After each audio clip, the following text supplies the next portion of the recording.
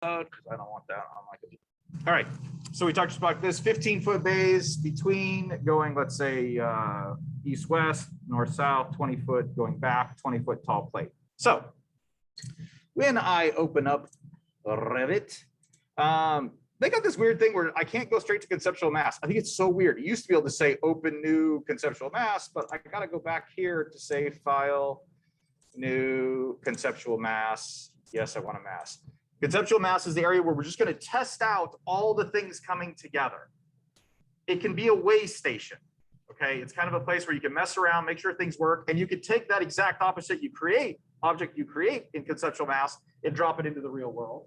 Or it's just a test run without having to deal with actual Revit world, right? You then might rebuild those exact same things in the real Revit world. And we'll talk about how this, what we're doing right now, could go either way.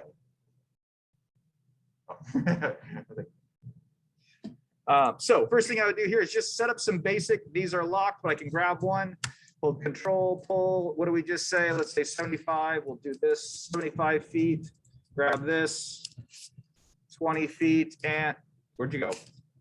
At the north. Pull it. Let's do 20 feet and one more. 20 feet. Why are you doing that to me? Actually, I'll go this way. I'm not dropping it first. Oh, there we go. 20 feet. Move it, then tell it where you want it. It's a whole different way of thinking compared to most programs that you're doing, right? But once you get to it, you realize it's actually faster, and you have to pay less attention to what you're doing in some ways. Okay, so I'm going to work through this using reference splines because I want to be able to manipulate these things later. Okay, so we could draw the objects exactly, or we could actually work through. Now it's like, oh, I can't draw on it. It's because it had it selected on it. Moved all those other planes. It was selecting one of those other planes to do it. So that was just one of those, you noticed it had like plane 6. Well, I can't draw on plane 6 in this view. The level is the view I want. So I'm going to let it snap. It doesn't actually matter. I'm going to do one of them out here, hit escape. I'm going to put another one here, hit escape, another one. I'm going to hit this one right on the line, hit escape. I'm going to do a third one. Not even worried about it, right? But I'm going to do this one exactly, let's say like that. Okay. I'm in the 3D view. If I orbit, these are all flat on that base level. The fact that they're not on these lines is fine. We could have also drawn them all to be exactly in their places. So let's say this one, I can hit AA, grab that, and that, it goes right to it. All right, so after the fact, making sure the stuff is where I want it to be, sure, but I know I can manipulate it. I'm also going to come in and say, I wanted that one in the middle, which it is. I also want this one on the middle. I mean, not on the middle, on that line. If we look in plan again, I've got kind of two weird ones.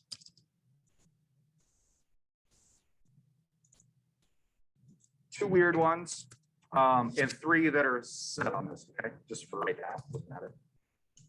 I can grab all of these, and I'm going to control copy. Just basic control C. I grab this, bring it up. What do we want? What was the height? About, where are you? Here's my dimension. Oh, I almost caught it. 20 feet. What's nice now is I can say paste via selected layers. This is amazing.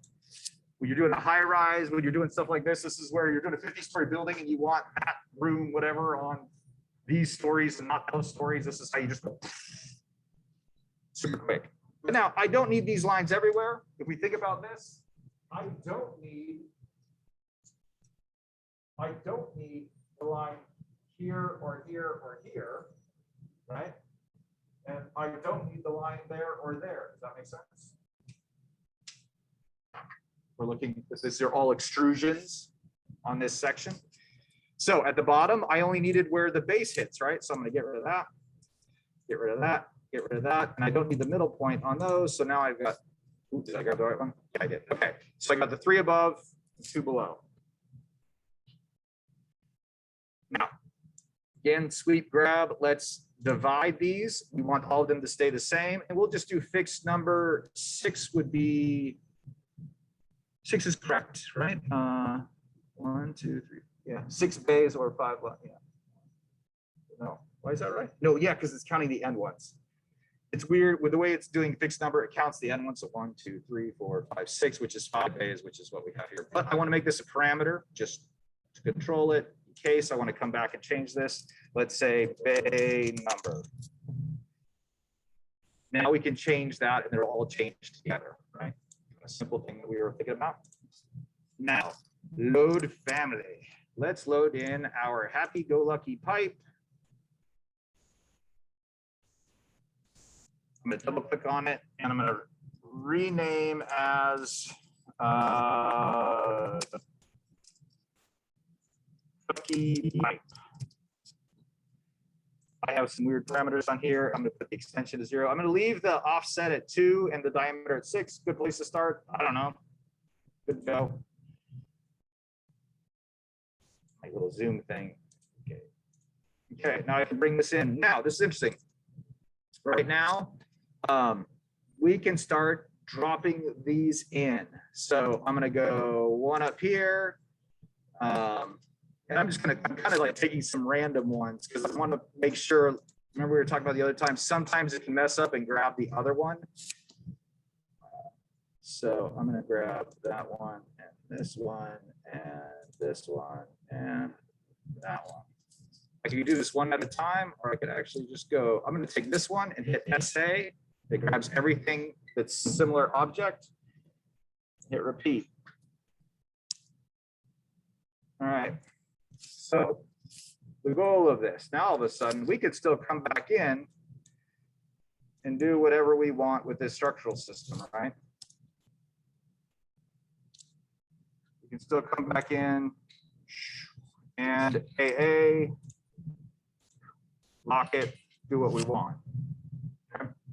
Now, I had a number of tutorials where I look at other ways of dividing lines. There's I think the 7th or 8th one. I look at how I could draw grid lines and make these points not based on a number or a distance, but based on intersection. That's a really interesting way. There's a lot of times you're doing a pattern, you want a crazy structural bay that's on a weird grid or shifting at points you want to change.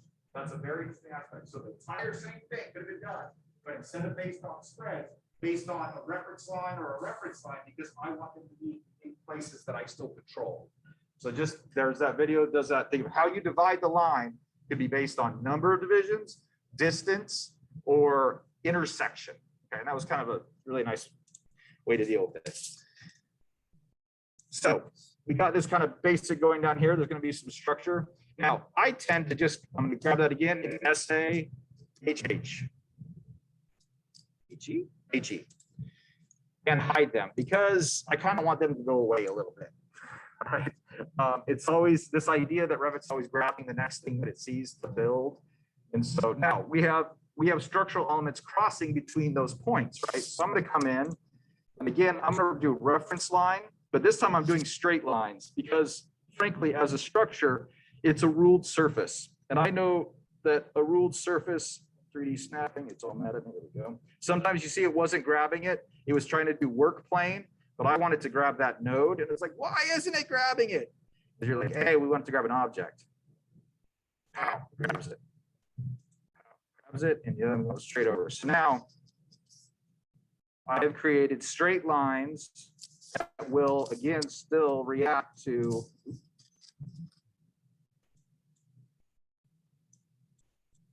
and change and do that. I'm going to do one more.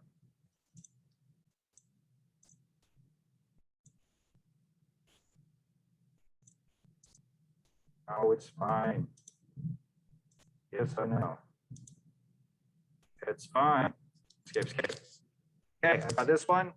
Oh, and it, even though it sees those as different, I'm grabbing all of them.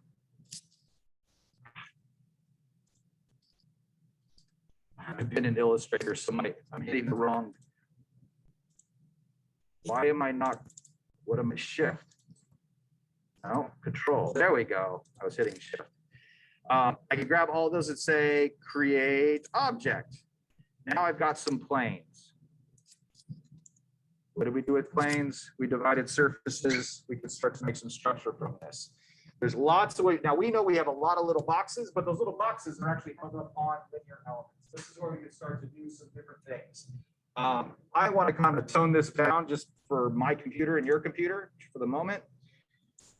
And I'm going to see what happens. Watch when I put 1 here.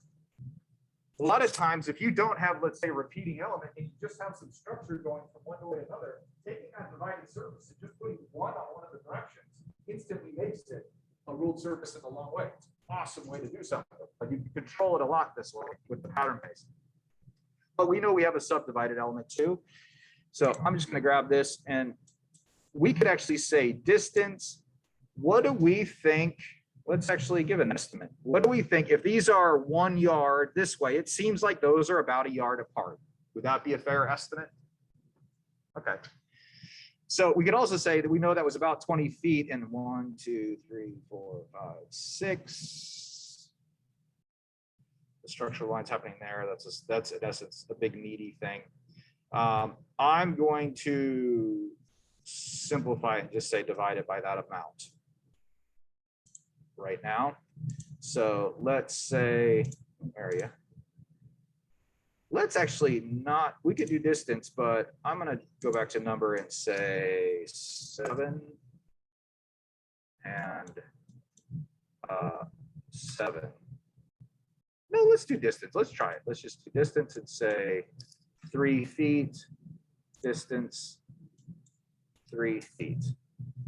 Now we can have it be like resolve the ends or not resolve the ends, or work from the beginning or the middle. Like border tiles are partial, border tiles are empty, start from the center, start from the end, or start from the beginning. You know, there's kind of ways of manipulating that.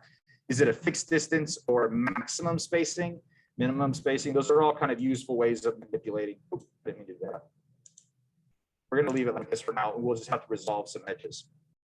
Actually, we should just get it to set to the one side, and it'll be perfect. You center, let's say beginning. Nope, we want it to the end. See, does that make sense? So now it's a full tile there, but it's the extra tile on the outside, which is really what's happening in that image. Yes, starts dead center here, ends early on the outside. Seems right, right? Okay. Same thing here, whatever this was. We did fixed distance 3. Fixed distance 3. And we want to make sure this goes, it's probably from the opposite. We did end on that, so this will be probably from beginning because I drew them the same way. That makes sense. One of them's from the end, one of them's from the beginning because we're going from the center of those next lines. Okay. Now, what's nice about this is I'm going to, just for ease sake, because we're not going to jump into the beams and boxes yet, I just want to kind of mock up something, because a lot of times you're just trying to see if the logic works and you're getting all the pieces in. So I'm going to double click on this, and I'm going to say duplicate. I'll do a big girder, and I'm going to put this at 2 feet. Okay. And now I'm going to bring that big girder in. And where did the big girder go? It went from here to here, right? And from there to there. All right. That'd be one way to think about it. I'm going to control it because I want to hide those right now. I don't want them in there. I also want another one of these and say, like, I'm just going to call it T-joist, duplicate T-joist. And let's put this one at height diameter 3 inches, a little thinner, because these were small. Okay, so now I can grab that T-joist. I grab this element and I say, this is a nice thing about these things is we can turn on the nodes. I kind of thought this through a couple of the exercises. Where does this fall? It goes from that point to that point. So I grab it, it knows to repeat it.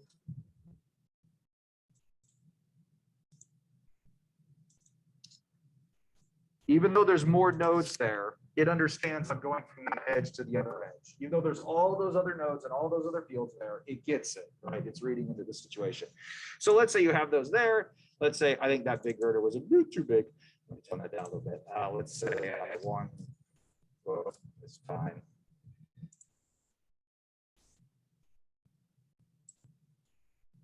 thing that's interesting is I could probably just go like this, just to be, I could go from that point to this point, because that's the same thing, and hit, array, and hits all of them, right? This is what I want to kind of get here is, things are building all off the same logic. So when you get this basic logic down, which is exactly what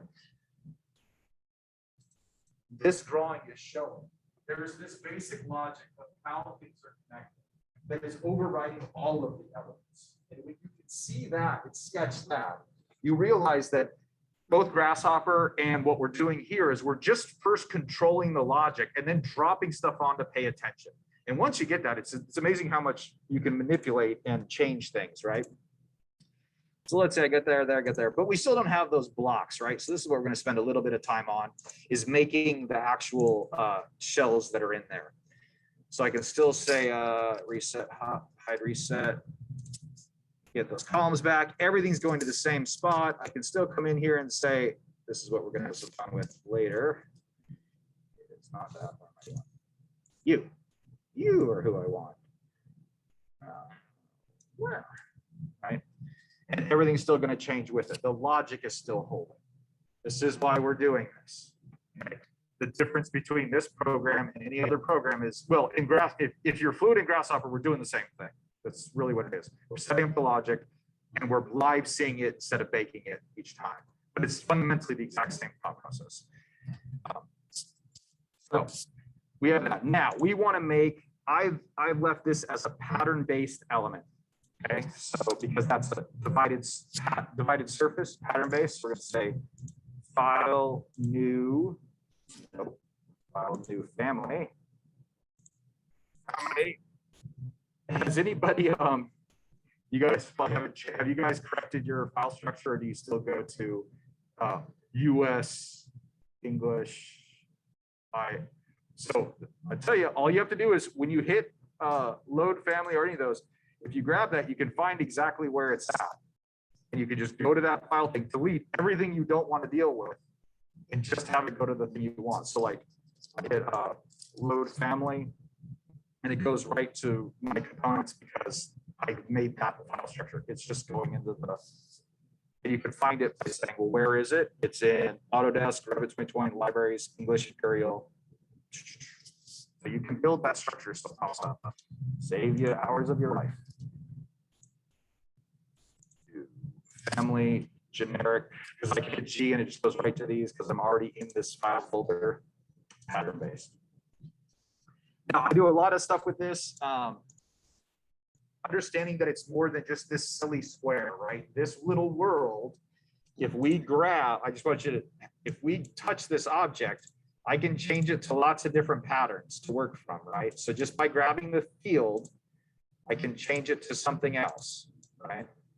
That's how we work it later, is you're kind of building the template for it. The checkerboard means it's positive, negative when it comes in. So every other one's a void inherently. If you know you want every other one to be a void, this inherently doesn't. Okay, if you just want to think that way, that's why it's that way. We are going to do just the basic rectangle. Okay, now conceptually also, it doesn't matter the size, but you can get yourself in trouble. If you're doing arcs or things that have very specific controls that can fail. So let's say in this project, there is the, oh, anyways, we want to make,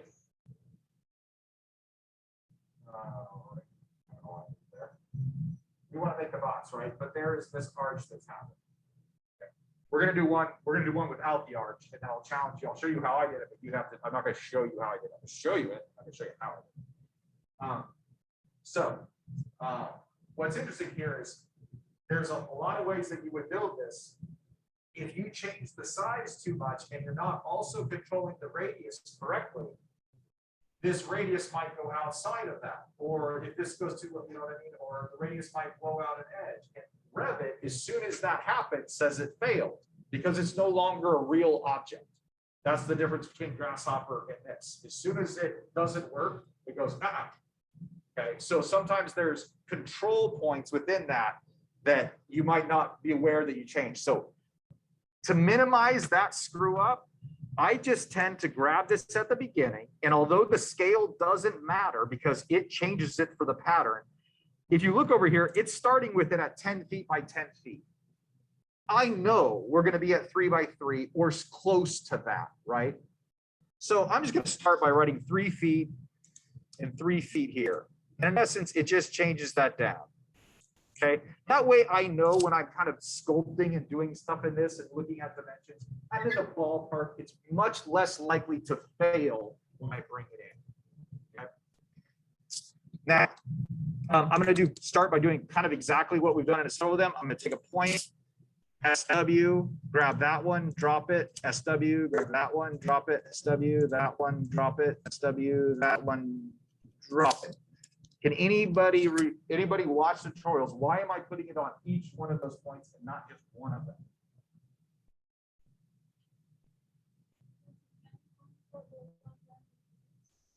So it controls it. If this form has changed it, let's say if it's a curved surface and there's 4 points here, and I've only selected one of them, the whole thing will be flat based on whichever point it's referencing. So if you're referencing each one of them independently, then we're going to keep it always proportional to whatever surface it's on, right? So now all of a sudden, but they're all sitting on top of there. It can be really annoying. I tend to left sweep like that as a way of grabbing the one I want.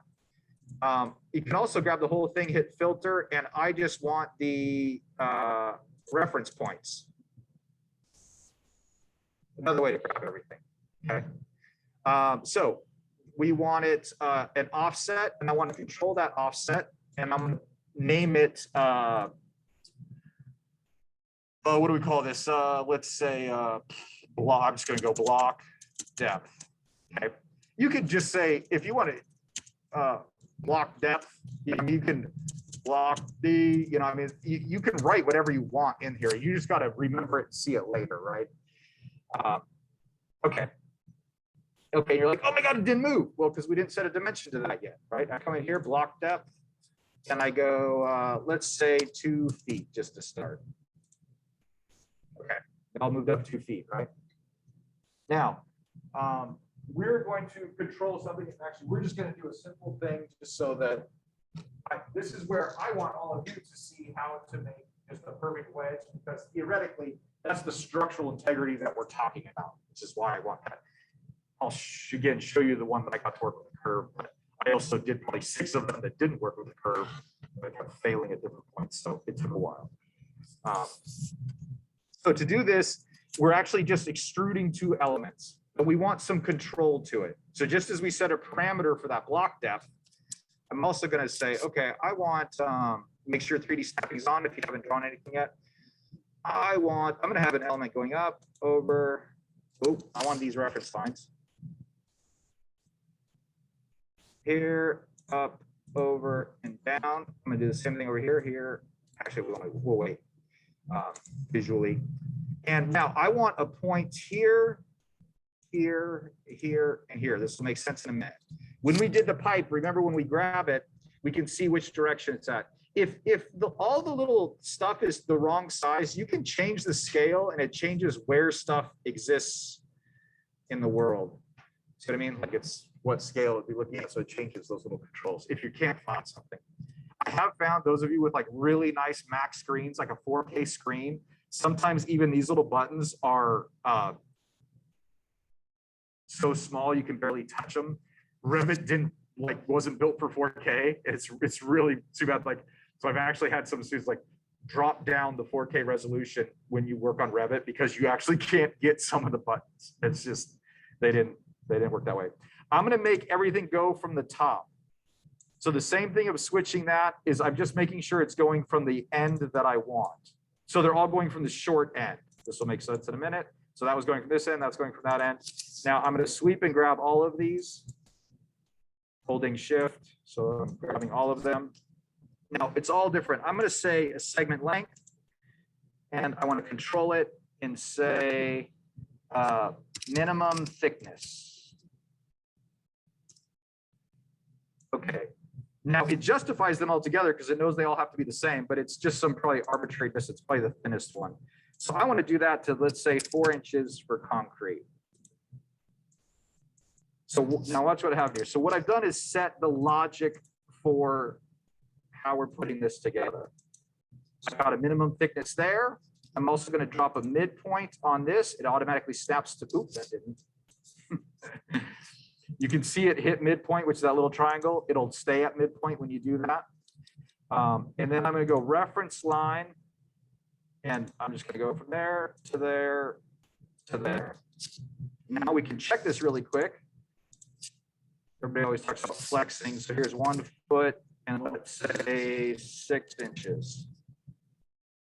Apply. Logic worked, right? So what we're doing here is we're establishing the amount of bearing. At the same time, we're establishing the amount of minimum thickness. 4 inches is fine. I'm just going to leave 4 inches. 4 inches as a structural concrete slab is safe always. I wouldn't, you know, unless you're doing like carbon fiber infused concrete with like there's just say 4 inches. And let's go back to 2 feet just to make it work. Now, in this case, you got to do the same thing on the other side. It's a little annoying. I get it. If you want it to react to a weird situation, you have to do it on both sides. So you get faster at this. I could have done it all at the same time, but there would have been a lot of looking through and seeing weird stuff, and sometimes it could get a little crazier. Because I would have just grabbed all these. I know that this one is going to be going from the wrong side, and I know that this one's going to be going from the wrong side because, oh, that one's right, so this one's wrong. Okay. Again, I've already set the parameter. I want it to be the same parameter. So I can say, hey, all of you, be a segment length instead of a percentage, and be minimum thickness. Okay, now it's all right.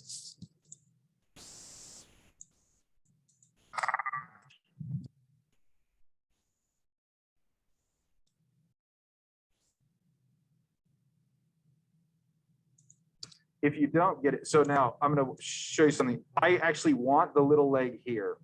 So I'm going to do this one correctly where I go from there to there, and then from there up, and then from there back down, and then from there over. Okay. You actually want that additional line here. So watch, when I grab this, grab that, there isn't the line down there. We actually need the complete profile. It's fine to come back in and just draw later.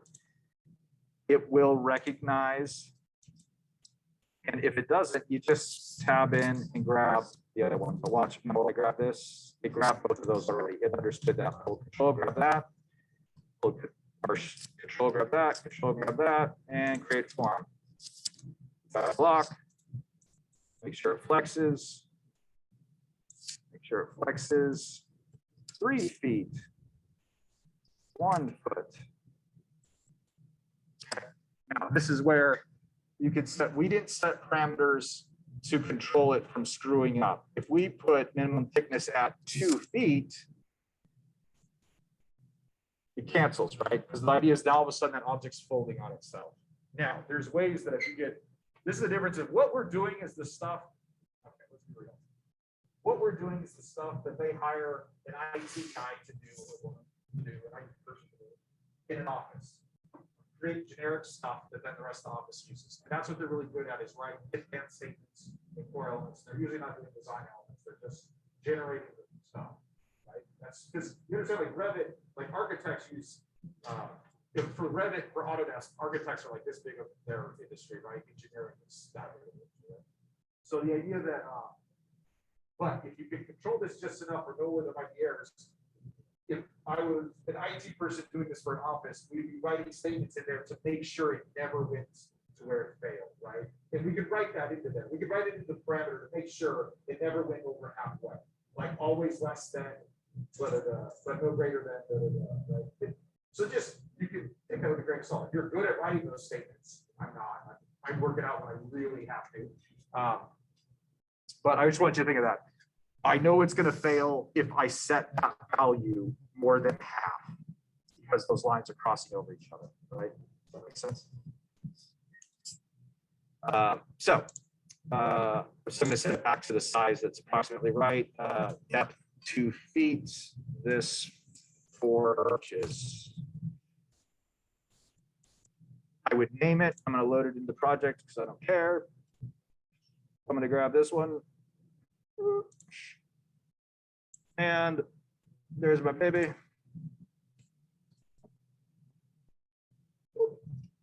my God, it came in wrong. That's not what I wanted. It's upside down. Flip.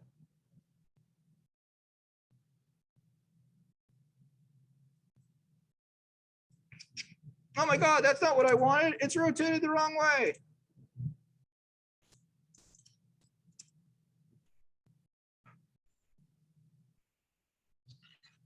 All right. Now we've got what I like about this is that beam is attaching to the same logic that the pattern base is. They're not even attaching to each other. When you start to kind of visualize that there's something greater than the objects that they're snapping to, you make this function well, because it allows you to come back in and still grab that base logic and play with it. Like I can still come back in and grab that controlling element, and we can change this and everything will adapt to it. Now, this is why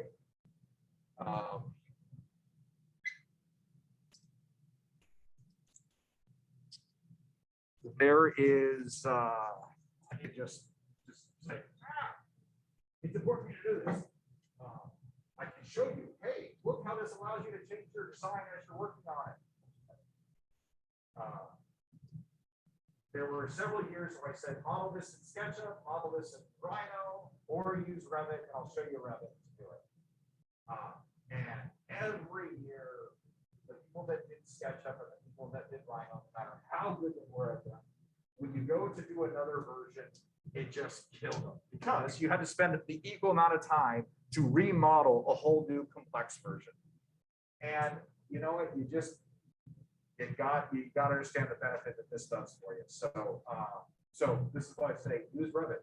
Take the time in this class to get to know it, because being able to change this, being able to, and this is where I would go, if you're at the beginning of a semester and you just get some basic structure down here, basic logic down, right, with generic pipes and all this, it allows you through the semester to start adding in more complex versions. So as you're working out what those actual panels are, or what that beam is, we're going to work out a nice girder and inverted T. But right now, I'm just making sure the logic works. I mean, with renderings, I can snap something. We can talk about it in class. I can still change it and not emotionally have to delete the file, because the reality is, we could rebuild this in a few minutes, right? And so that's not a big deal. Now, this as an object, we could just then bring into a Revit world as a thing and set it in. We can actually even make it to where these control points, that all of the original line control points, we can make those where we can still move them in the Revit world. We can also, now that we know that we like it, we can just delete this file, and in Revit, in place mass editor, draw those lines and build it, bring all those families in, do this exact same thing as long as you're within in place mass editor. Okay, and that's super nice, because then you can tag to exactly which one. So you might actually build the rest of the building in Revit, or the neighboring buildings, the party walls, the rest of the street is in Revit, and you could come in and do all of this playing off those points, because you could select and align and attach to them, right?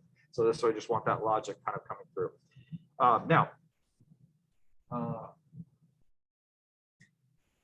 because you need to bring it into, let's just open up a project really quick.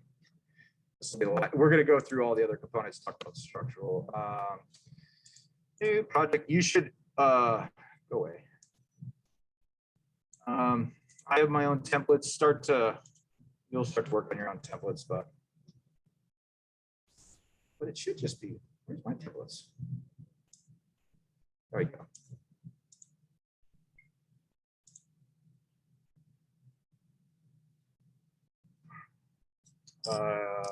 I'm gonna go to floor level. So I'm looking down in plan. Control tab, jumps to the next thing, load into project. Okay.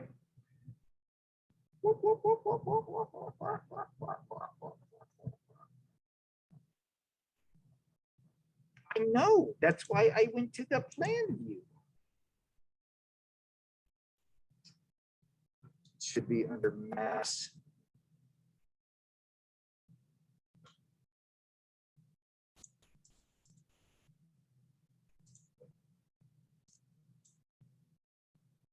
drop it. Don't touch anything.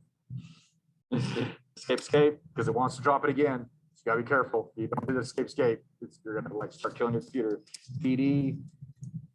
Oh, PD doesn't have mask turned on. I don't know why. Oops. I did that and it just, I gotta redo my template. I've got master, one of the things turned off in this. And so whenever I drop conceptual mass in it, it's hidden. Yeah, those masses are turned on. Something's turned off. I remember it was an issue, but we can also do, yeah, I know what to do. Watch this. Camera. Woo. Okay, I can grab this and say, now everybody loves doing pseudo axons in perspective. They look really dynamic. They kill you in the long run. You will all try to do them and you'll realize how much it destroys your ability to do stuff later. So I just want to say, as dramatic as this look, I know it kills you, but if you look over here at perspective, you go to orthography, you're like, well, that's not cool. I don't like that one nearly as much. But with Revit, you have the ability to tab. I can tab in and grab that object and say, displace, whoop, right? Pop stuff up.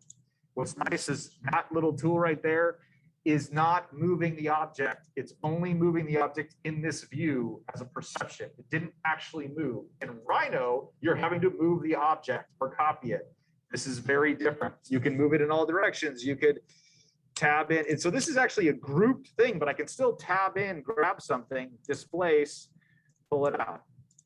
So now everybody's gonna go, oh, but you can also do this thing where it does tags of exactly where it's coming from.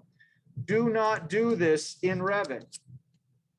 Everybody thinks it's really cool. And then you export it into Illustrator, and that's 1, 2, 3, 4, 5, 6, 7 lines. It's not a dashed line, it's 7 individual lines. So do it in Illustrator. It takes a second. Don't do it in here. I want you to, because it's just going to do it. If you're just putting it in a construction drawing set, then you're done. But we're doing post-production, so don't do it in this thing, even though it's right there. You're going to hurt yourself, or you hate yourself.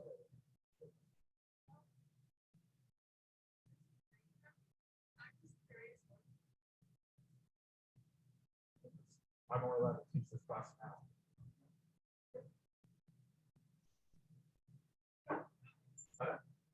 No, when we get into Illustrator and how to generate stuff, no, because frankly, I am a very unique version of caring about design and being able to work in Revit. And there is not an instructor over there. Everybody like gags when you say Revit. And that's like, because you don't know your shit. You know, I'm just sorry, you know, and because and the other tools are better. I mean, like, okay, you take everybody's digital fabrication, Rhino's better, like by far, right? I mean, so I don't know, like anything to do with digital fabrication, it's out the window. And anything to do with rendering, 3D Studio Max is a way better program. Okay, like Revit actually goes to 3D Studio Max to do its rendering. So let's be real. So most people are coming from a different perspective, right? I mean, that's just, or if they're in the computer, they're caring about that. Qualify that. I used Revit professionally, so I see why it's beneficial. And then I watch you guys not want to change your design with 2 weeks left. And I'm like, you know, it's heartbreaking. So that's why. All right, I'm gonna edit that part out of the recording just officially. Back.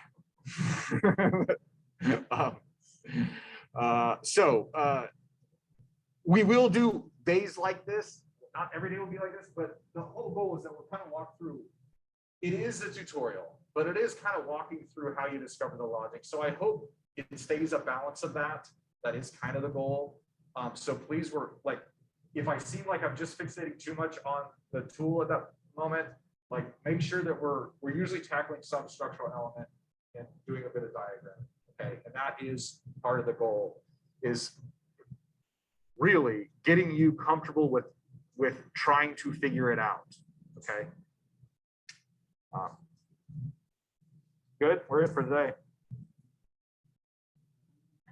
Yep. Whenever you, like, the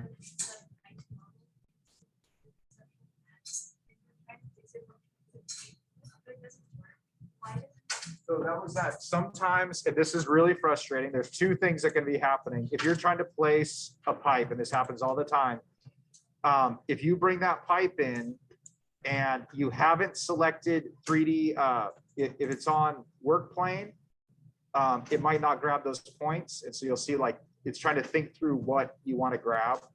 So that can be one. And then early on, like, so in this one, you got to tell it on face, and then it's like, oh, that object, I see it.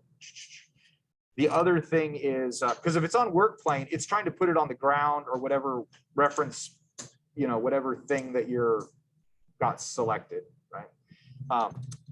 If you're in this world and we were load family, let's just do this real quick, pipe, okay.